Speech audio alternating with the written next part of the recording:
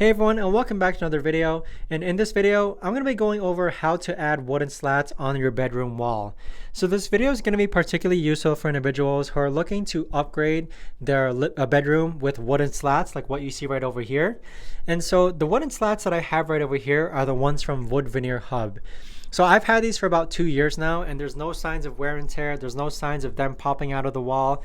And so let me explain to you what my setup looks like. So when you get your wooden slats, you are going to have to measure them and most likely cut them. So the way that I cut them is that I use the circular saw to actually cut across the panels. I use the jigsaw to actually cut out the electrical outlets.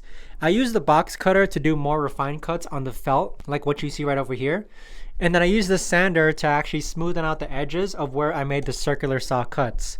So those are the tools that you'll probably need to actually measure these out. I mean, you also probably need a pencil and a tape measure.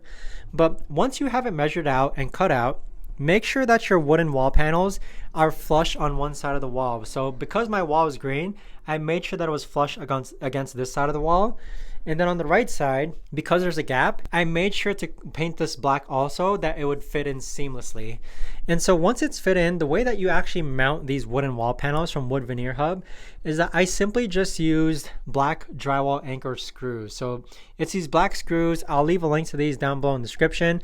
But for each of my panels, there's 6 panels across. I used 9 screws per panel. So it was 3 screws up top, 3 screws in the middle, and then 3 screws at the bottom. And that's what's been able to hold these panels up even 2 years later. I mean, there's no signs of it popping out. There's no signs of wear and tear. On YouTube, I've seen that you can use glue, you can use wooden anchors. I decided to just use drywall anchor screws because I plan on having these wooden wall panels up there forever. So if you guys have any questions, let me know in the comments down below. Thanks so much for watching, and I'll see you guys all in the next video.